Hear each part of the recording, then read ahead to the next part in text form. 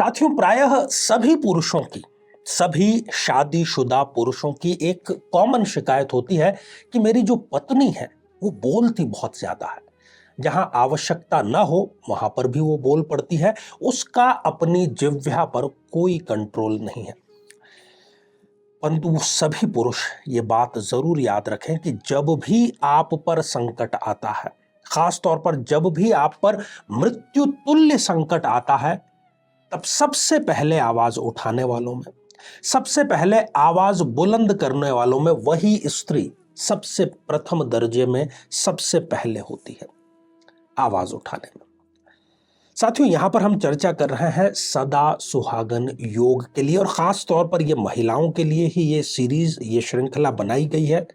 सभी लग्नों पर चर्चा कर रहे हैं। आज इस एपिसोड में हम चर्चा करेंगे कर्क लग्न की जन्म पत्रिका में। कर्क लग्न में कब कब ऐसी स्थितियां उत्पन्न होती है, कब ऐसी स्थितियां निर्मित होती है कि एक स्त्री को सदा सुहागन होने का सौभाग्य अपने ग्रहों के कारण ही मिल जाता है। हालांकि जन्म कुंडली के दूसरे बिंदु भी मिलान जरूर करने चाहिए, परंतु यदि एक तरफा विश्लेषण किया जाए तो भी ये जो स्थितियां हैं ये मुख्य रूप से कारगर अवश्य होती हैं। आइए जानते हैं।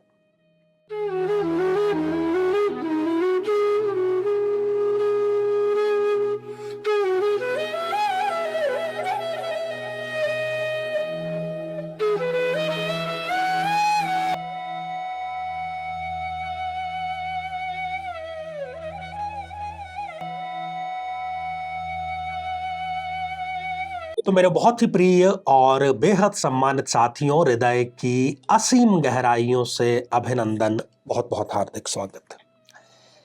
प्रत्येक स्त्री का, जितनी भी स्त्रियां, जितनी भी बहनें जन्म कुंडली विश्लेषण के लिए आती हैं, खासतौर पर जो शादीशुदा हैं, उनका एक कॉमन प्रश्न मुझसे जरूर होता है कि आचार्य जी, मुझे अपनी कुंडली देख करके ये जरूर बताइए कि मैं सदा सुहागन जरूर हूं ना। इस धरती से पहले मैं ही विदा होंगी ना, मेरे पति से पहले। उनकी ये दिली इच्छा होती है।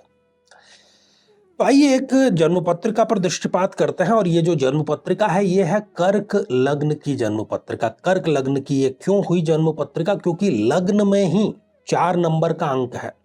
लग्न जहां पर कि 4 नंबर का अंक है, इस पूरी स्थिति में हम 5 ऐसी स्थितियां हैं जो कि किसी भी स्त्री को सदा सुहागन बनाने के लिए सहायक साबित होती है, कारगर साबित होती है। आप देख रहे हैं कि केंद्र के चारों भावों में से किसी भी भाव में यदि शनिदेव विराजमान हो तो कैसे वो इस स्त्री को सदा सुहागन बनाते हैं। साथ ही यदि पंचम भाव में भी शनिदेव विराजमान है तब भी वो इस जातिका को सदा सुहागन बनाते हैं। ज्योतिष का जो सिद्धांत है वो सिंपल सा यही है कि यदि सप्तमेश स्वग्रही है, यदि सप्तमेश कुंडली में उच्च राशि का विराजमान हो गया है, या फिर सप्तमेश अपने ही घर को अर्थात सप्तम भाव को देख रहा है, तब भी ऐसी स्त्री सदा सुहागन जरूर होती है। साथियों, सप्तमेश जो है वो अधिकांश मामलों में, लगभग 80% मामलों में जन्म पत्रिका में एक मारक ग्रह होता है। साथियों, जो मारक ग्रह है उसकी मैं परिभाषा आपको कई बार बतला चुका हूं, फिर एक बार पुनः आपको याद दिला दें कि मारक ग्रह जिस किसी भी भाव में बैठा है उस भाव की हानि करता है। जिस भाव पर वो दृष्टिपात कर रहा है उस दृष्टिपात करने वाले भाव की हानि करता है। परंतु एक चीज हमें नहीं भूलना चाहिए, यदि मारक ग्रह भी अच्छी स्थिति में अर्थात तो उच्च का विराजमान है तो वो एक योग कारक के समान ही रिजल्ट प्रदान करता है। आइए एक एक करके हम मुद्दे की बात करें, 5 स्थितियों की बात करें। साथियों, सबसे पहली स्थिति लग्न को लेकर के है। यदि लग्न में ही इस जन्म पत्रिका में शनिदेव विराजमान हैं तो प्रायः इस स्त्री को, इस कन्या को, इस महिला को विवाह के पश्चात कोई ना कोई व्याधि, कोई ना कोई बीमारी, शरीर की कोई ना कोई विकृति शनिदेव जरूर देते थे यदि उनकी दशा या अंतरदशा चल रही हो तो। अब यहां पर ये तो हो गया माइनस पॉइंट। प्लस पॉइंट क्या है कि यहां पर बैठे हुए जो शनिदेव हैं वो अपनी पूर्ण सप्तम दृष्टि से अपने ही घर को, सप्तम भाव को देख रहे हैं, और सप्तम भाव से ही हम विचार करते हैं जीवन साथी की आयु का। तो निश्चित तौर पर इस दृष्टि के कारण जो सप्तम भाव है अर्थात जो पति का भाव है, तो पति को दीर्घायु करने का कार्य भी यहां पर शनिदेव अवश्य कर देते हैं। दूसरी स्थिति पर आते हैं चतुर्थ भाव पर। यदि यहां पर शनिदेव विराजमान है तो फिर अभी जिस सिद्धांत की चर्चा की वो यहां पर लागू हो गया। शनिदेव इस जन्म पत्रिका में मारक अवश्य हैं, परंतु वो यहां जाकर के उच्च राशि के विराजमान हो गए। इस कन्या को अपनी माता से अत्यधिक लगाव होगा, माता से लाभ भी मिलेगा, सुख के जितने साधन होते हैं वो सभी साधन इनको प्राप्त होंगे, आसानी से प्राप्त होंगे। प्रॉपर्टी इनके, अचल संपत्ति बहुत होगी, साहस इनका अच्छा होगा और जो चरित्र है वो भी इनका एक सुदृढ़ चरित्र का निर्माण यहाँ पर होता है। और यहाँ पर बैठे हुए जो शनिदेव है वो उच्च के होकर के सुख का संपूर्ण लाभ इनको शनि की महादशा में अवश्य प्रदान करते हैं। आगे बढ़ते हैं साथियों, बात करते हैं पंचम भाव में बैठे हुए शनिदेव की। साथियों पंचम भाव में यहां पर बैठ करके चूंकि मारक है और पंचम भाव में बैठ गए हैं, तो पंचम भाव संबंधी जितने भी लाभ हैं उन लाभों को ये कम करने का कार्य करेंगे। गर्भपात इनके बार बार होते रहेंगे। प्रथम गर्भपात तो अवश्य ही इनका होता है। संतानहीनता का दोष निर्मित होता है। यदि कुंडली नहीं मिलाई है तब तो इसकी बहुत गंभीर संभावना होती है। यदि संतान हो भी जाए तो वो दुष्ट संतान के रूप में इनको ही प्रताड़ित करने का कार्य करती है। जीवन में आकस्मिक हानि इनको बार बार आती है, खास तौर पर शनि की दशा अंतरदशा में या ढैया या साढ़े साती में। परंतु यहां पर बैठे हुए जो शनिदेव है वो तृतीय दृष्टि से सप्तम भाव को, जीवन साथी के भाव को, पति के भाव को देख रहे हैं, तो भी वो इनको सदा सुहागन होने से नहीं रोकते हैं। पति की आयु को वो दीर्घायु करने का कार्य जरूर कर देते हैं। आ जाते हैं सप्तम भाव पर। शनिदेव स्वग्रही हैं, अपने ही घर में विराजमान है, तो वो सप्तम भाव से संबंधित जितने भी लाभ हैं वो इनको अवश्य प्रदान करेंगे। इनका जो विवाह है अपने पसंदीदा व्यक्ति से जरूर होता है, जैसा इन्होंने सोचा होता है।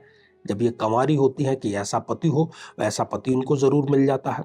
यदि ये पार्टनरशिप में कोई बिजनेस करती हैं तो भी वो इनके लिए लाभप्रद होता है। हर प्रकार के विवाद में एक प्रकार से शनिदेव इनके ऊपर वरद हस्त रखते हैं और इनको विजयश्री अवश्य प्राप्त होती है और दीर्घायु पति इनको बोनस में ही अवश्य प्राप्त हो जाता है। साथियों आगे बढ़ते हैं और बात करते हैं कि शनिदेव यदि कर्म भाव में, वो अपनी नीच राशि में हो गए यहां पर दशम भाव में आकर के, तो शनि की दशा अंतरदशा यदि इनको चल रही हो तो अपने ही कुल में या फिर ससुराल में या अपने जीवन साथी के साथ में इनको सम्मान हानि का योग अवश्य मिलता है। अपने पिता से भी इनके मतभेद हो जाते हैं। यदि ये सरकार में कार्यरत है तो सरकार से इनको हानि अर्थात किसी प्रकार का सस्पेंशन या निलंबित हो जाना वो भी जरूर मिलता है। और कितनी ही अच्छी ये तैयारी कर लें, इनको सरकारी सेवा की परीक्षा में लाभ नहीं मिलता। परंतु यहां पर बैठे हुए जो शनिदेव हैं वो अपनी दशम दृष्टि से सप्तम भाव को देख रहे हैं, तो वो इनके पतिदेव को दीर्घायु जरूर जरूर जरूर बना देते हैं।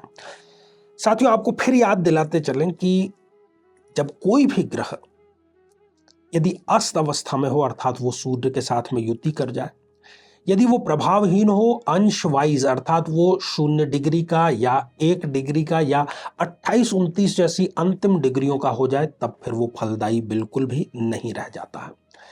तो सर्वाधिक महत्वपूर्ण बात तो यही है कि कुंडली मिलान जरूर करें। कुंडली मिलान ही एकमात्र ऐसा रहस्य है जिससे आप सुनिश्चित हो सकते हैं कि एक सुखद दाम्पत्य जीवन आपको प्राप्त हो।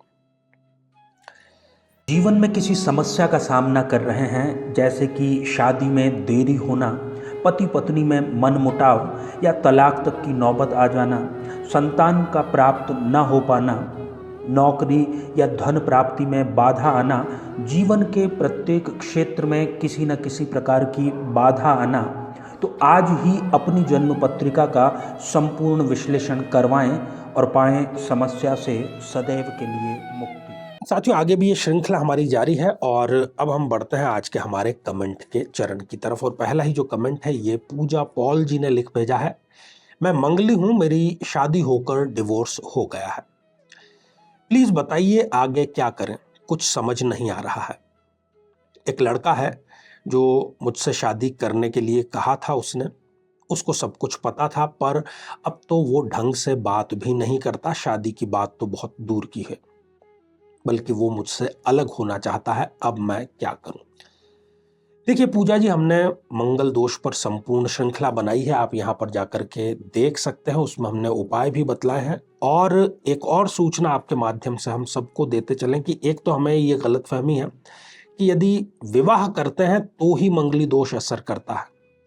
यदि आप लिव इन रिलेशनशिप में हैं, आप प्रेम में हैं, आप अंतरंग संबंधों में हैं, एक मंगली एक नॉन मंगली, तब भी वो असर करता ही करता है। बहुत जल्द इस पर हम एपिसोड लेकर के आते हैं।